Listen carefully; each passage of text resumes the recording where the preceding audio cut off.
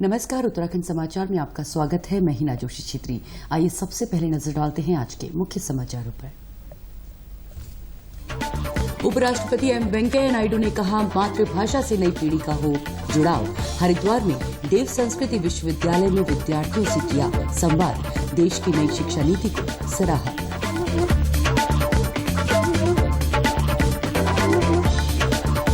प्रदेश अध्यक्ष मदन कौशिक बोले, भव्य होगा नई सरकार का शपथ ग्रहण समारोह। विधायक दल की बैठक जल्द। प्रदेश कांग्रेस चुनाव में मिली हार पर करेगी मंथन।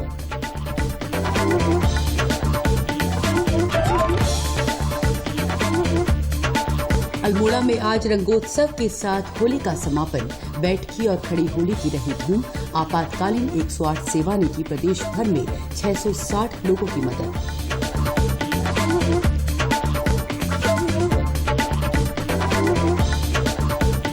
और चंपावत में प्रसिद्ध पूर्णागिरि मेले का आज से आगाज।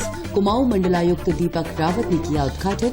देश विदेश से लाखों श्रद्धालुओं के भाग लेने की संभावना। और अब समाचार विस्तार से।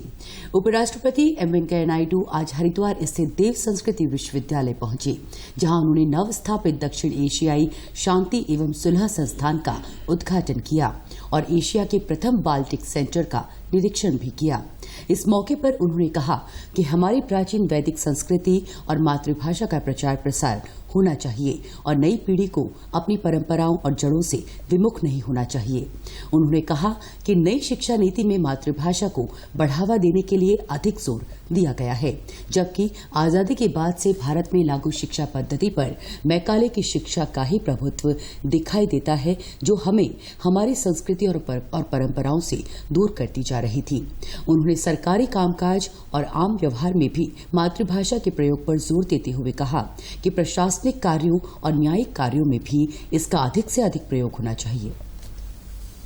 हम सब लोग हमारा बच्चों को सिखाना चाहिए, उससे परिचय कराना चाहिए, उनको अवगत कराना चाहिए इसका महत्व क्या है, फिर भविष्य भी अच्छा होगा।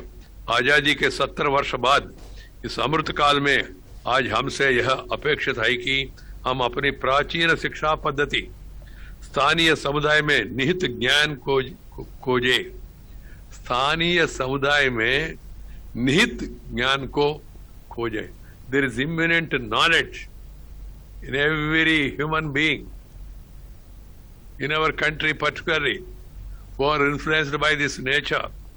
And the only thing is we have to recognize, we have to really upgrade the skill of those people and encourage them to move forward. That is what is required.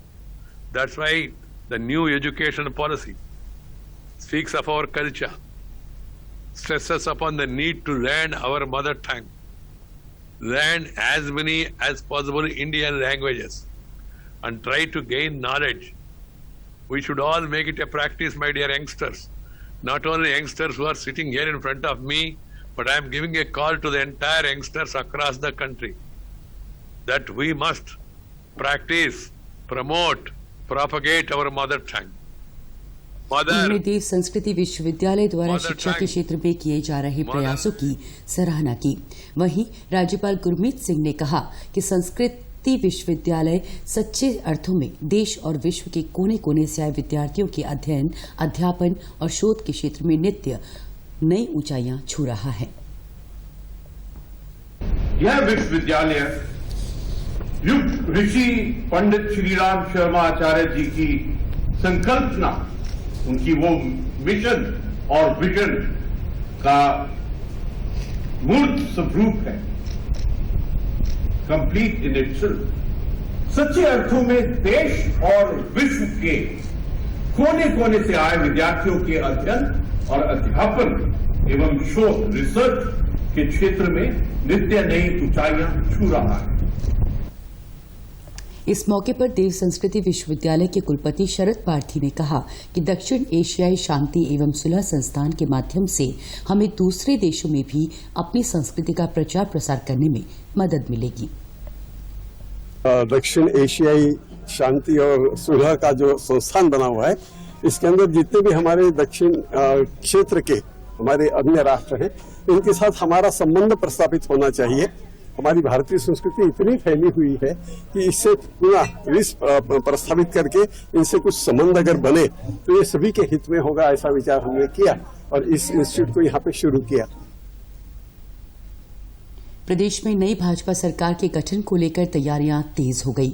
बहुत जल्द भाजपा विधायक दल की बैठक बुलाई जाएगी, जिसमें विधायक दल के नेता का चयन होगा। भाजपा के प्रदेश अध्यक्ष मदन कौशिक का कहना है, शपथ ग्रहण को लेकर तैयारियां की जा रही हैं। शपथ ग्रहण को लेकर विधायक मंडल की बैठक में पूरी रूपरेखा तय की जाएगी। उन्होंने उम्मीद जताई कि शपथ ग्रहण समारोह में प्रधानमंत्री नरेंद्र मोदी भी भाग ले सकते हैं।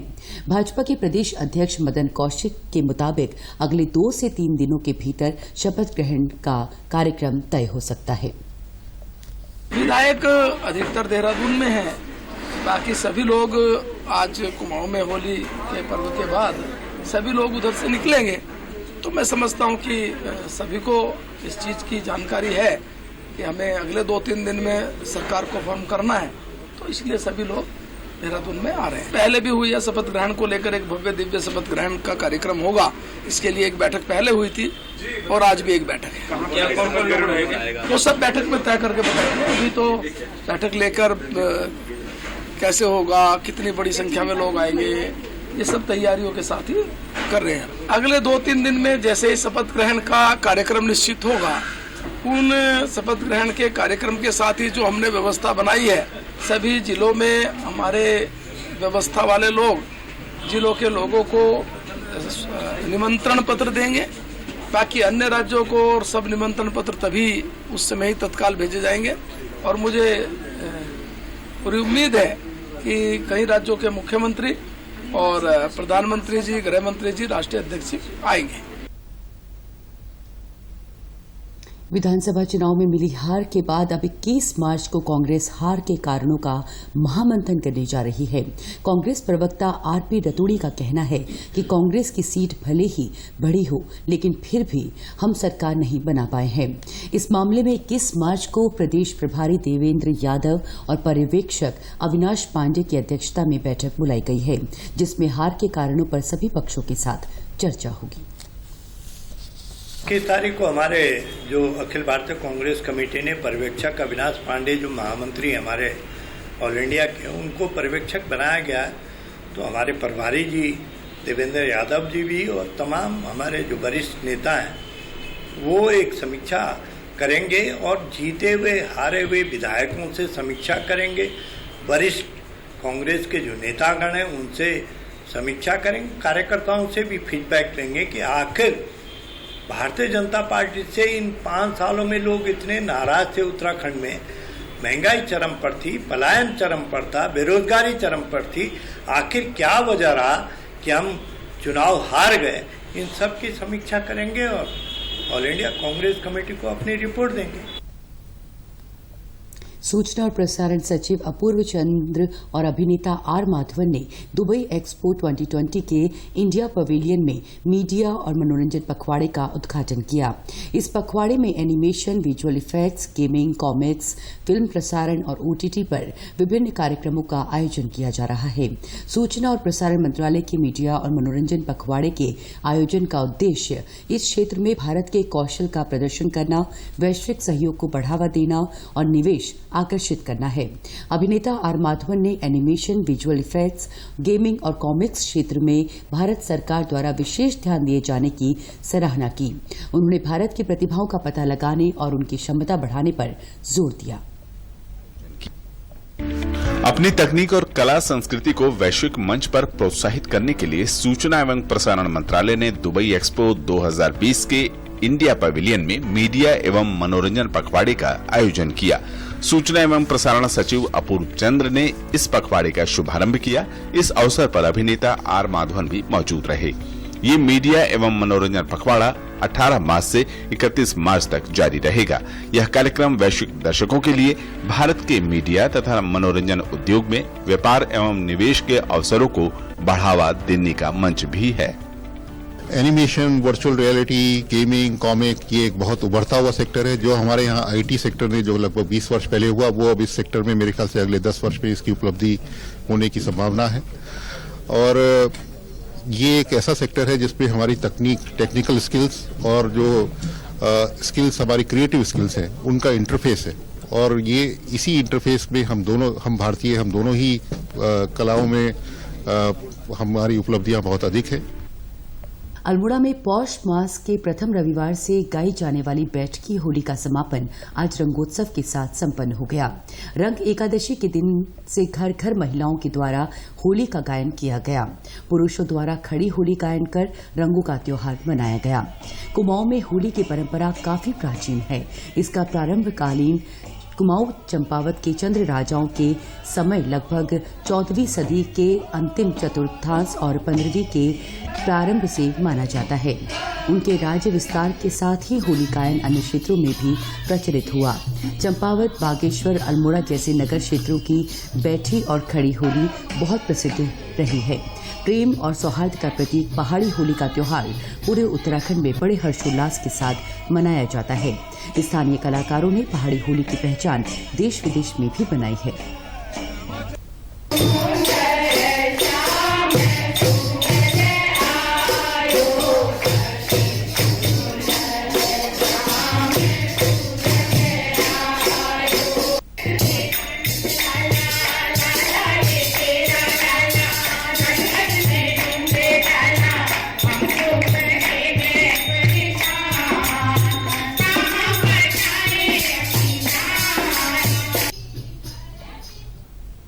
होली पर्व पर प्रदेश भर में 660 लोगों को आपातकालीन एम्बुलेंस सेवा 108 से मदद पहुंचाई गई।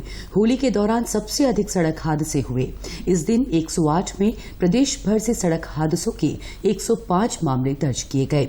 108 आपातकालीन एम्बुलेंस सेवा के प्रोजेक्ट मैनेजर अनिल शर्मा ने बताया कि होली के दिन प्रेगनेंसी संबंधित 133, हृदय रोग संबंधित 17, अन्य स्वास्थ्य संबंधित 405 मामले थे। इसके अलावा पुलिस से संबंधित 272 मामले भी मिले, जिन्हें पुलिस कंट्रोल रूम को हस्तांतरित किया गया। इसके अलावा जनपद देहरादून में आपातकालीन 108 सेवा के माध्यम से कुल 169 लोगों को स्वास्थ्य सहायता पहुंचाई गई, जिसमें प्रेगनेंसी संबंधित 26, रोड एक्सीडेंट 39, हृदय संबंधित 3 और अन्य 101 मामले थे। चंपावत स्थित प्रसिद्ध पूर्णागिरि मेला आज से विधिवत शुरू हो गया। जिला पंचायत के कैंप कार्यालय ठुलीगाड़ में वैदिक मंत्रोच्चारण के बीच कुमाऊं कमिश्नर दीपक रावत ने दीप प्रज्वलित कर मेले का उद्घाटन किया। 3 महीने तक चलने वाले इस मेले में देश विदेश से लाखों श्रद्धालुओं के पहुंचने की उम्मीद है।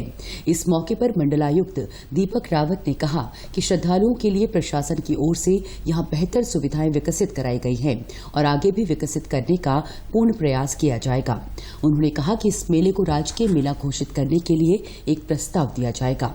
उन्होंने कहा कि पौराणिक स्थलों की सुरक्षा एक बहुत बड़ा पहलू होता है। पूर्णागिरि मंदिर का जियोलॉजिकल स्टडी कर मरम्मत कार्य किया गया था और वो दोबारा भी इसका सर्वे कराएंगे।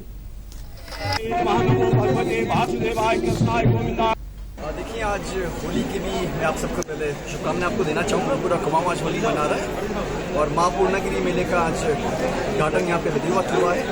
बहुत ही अच्छा लगा और जिस तरह से मेले का भव्य स्वरूप हो गया है, जो कि 3 महीने का है और लाखों श्रद्धालुगण इसमें देशभर से आते हैं। मैंने मेला समिति से ये निवेदन भी किया है कि इसका प्रस्ताव रखें, ये राजकीय मेला भी हो और इसमें हम गवर्नमेंट से इसमें और सपोर्ट इसको दें। साथ ही साथ जो डिपार्टमेंट्स काम कर रहे हैं बेहतर समन्वय स्थापित करें, अच्छी व्यवस्थाओं को रखें, कि लंबे समय तक व्यवस्थाएं बनानी है, सुचारू रूप से इनको चलाएं। गौरतलब है कि 2019 के बाद पूर्णागिरि मेला इस बार आयोजित किया जा रहा है। कोरोना काल में ये मेला आयोजित नहीं किया गया। इस बार मेला 15 जून तक चलेगा। डोईवाला स्थित BSF institute of advance training centre में आजादी का अमृत महोत्सव मनाया गया। इस मौके पर देहरादून के गुरु रामराय इंटर कॉलेज नेहरूग्राम के छात्र छात्राओं को आपदा प्रबंधन के साथ साहसिक खेलों का व्यावहारिक प्रशिक्षण दिया गया। प्रशिक्षण के दौरान बच्चों को एमटीवी साइकिलिंग, चट्टान पर चढ़ने का अभ्यास, आपदा के दौरान रेस्क्यू की जानकारी, एडवेंचर फिल्म दिखाने के साथ ही देश की सुरक्षा, देश की हिफाजत विषय पर निबंध लेखन कराया गया। बीएसएफ डोईवाला के कमांडेंट महेश नेगी ने सभी बच्चों को प्रशस्ति पत्र देकर सम्मानित किया। डिप्टी कमांडेंट प्रमोद जोशी ने अमृत महोत्सव के तहत बच्चों को आपदा प्रबंधन की जानकारी भी दी। हम लोगों ने आजादी का अमृत महोत्सव जो कि पूरे भारतवर्ष में मनाया जा रहा है, उसको हमने अपने कैंपस में मनाया और इसमें हमने जो श्री गुरु राम राय इंटर कॉलेज नेहरू ग्राम देहरादून में स्थित है, उसके छात्र एवं छात्राओं को हमने यहाँ कैंपस में बुलाया था और उन सभी छात्र छात्राओं को हमने एडवेंचर एक्टिविटीज जिसमें कि आर्टिफिशियल रॉक क्लाइंबिंग में स्पीड क्लाइंबिंग, लीड क्लाइंबिंग और इंटीग्रेट ऑब्स्टिकल्स का उनको जो है डेमो दिया हमने और उसका फिर उनको अभ्यास भी करवाया। इसके उपरांत हमने यूएवी ड्रोन के बारे में उन्हें आम जानकारी दी और उसके उपरांत हमने एक निबंध प्रतियोगिता आयोजित की इस आजादी के अमृत महोत्सव के उपलक्ष्य में और उसमें सभी ने जो है सभी छात्र छात्राओं ने बढ़ चढ़कर उसमें भाग लिया। प्रदेश में देहरादून समेत 3 जिलों में मौसम का मिजाज बदल सकता है। मौसम विभाग ने चेतावनी दी है कि आज देर शाम से मौसम में बदलाव आ रहा है। मौसम विभाग के निदेशक विक्रम सिंह ने बताया कि देहरादून, उत्तरकाशी और टिहरी में देर शाम को बादल गरजने और ओलावृष्टि होने के आसार हैं। कई इलाकों में तेज हवाएं भी चल सकती हैं। उत्तराखंड के लिए मौसम की बात करें, आज 19 तारीख मार्च की है और जैसा कि बोला गया था कि 19 तारीख को कुछ एक्टिविटी प्रदेश में जो है रेन थंडरस्टॉर्म की वो देखने को मिलेगी। तो अब आफ्टरनून से हम देख रहे हैं कि कुछ डेवलपमेंट जो है होने शुरू हो रहे हैं उत्तराखंड में, जिसमें कि मैं कहूंगा उत्तरकाशी, देहरादून और टिहरी डिस्ट्रिक्ट जो है विशेषकर अभी बात करें तो इवनिंग टाइम ही हो गया है, तो ऑलरेडी डेवलपमेंट शुरू हो गए हैं। तो इसकी वजह से आप देखेंगे कि अगले 1 से 2 घंटे तक कम से कम जो है जो रेन थंडरस्टॉर्म की एक्टिविटी खासकर इन डिस्ट्रिक्ट्स में, जिसमें कि देहरादून है, उत्तरकाशी है और टिहरी डिस्ट्रिक्ट है, तो इसमें आप देखेंगे जो रेन थंडरस्टॉर्म एक्टिविटी होगी उसमें जो है ओलावृष्टि और साथ ही कहीं कहीं पर तेज हवाएं हैं या फिर इसके अलावा देखें जो लाइटनिंग है, तो ये तीनों चीजें इन थंडरस्टॉर्म्स में वो देखने को मिलेगी। तो थोड़ा सा सतर्क रहना चाहिए इस दौरान लोगों को, तो यही मैं कहना चाहता हूं। तो ये आज एक्टिविटीज है और अंदर के और भी जो हिल्स है, तो मैं कहूंगा कि अगले 2-3 घंटे जो और भी एरियाज है तो उसमें भी कहीं कहीं पर ये एक्टिविटी देखने को मिली। राष्ट्रीय कोविड टीकाकरण अभियान के अंतर्गत देश में अब तक 181 करोड़ से अधिक टीके लगाए जा चुके हैं। स्वास्थ्य मंत्रालय ने कहा है कि कल 5,84,000 से अधिक टीके लगाए गए। इस दौरान 2,075 और लोगों में कोविड संक्रमण की पुष्टि हुई, जबकि 3,383 लोग स्वस्थ हुए हैं। स्वस्थ होने की दर बढ़कर 98.73% हो गई है। अब तक 4,24,61,000 से अधिक मरीज स्वस्थ हो चुके हैं। इस समय साप्ताहिक संक्रमण दर 0.41% है, जबकि दैनिक संक्रमण दर 0.56% हो गई है। केंद्र सरकार ने कहा है कि अब तक राज्यों और केंद्र शासित प्रदेशों को 183 करोड़ से अधिक कोविड टीके उपलब्ध कराए गए हैं। इनमें से 17 करोड़ से अधिक टीके अब भी उनके पास बचे हैं। उत्तराखंड के समाचारों में आज बस इतना ही। नमस्कार।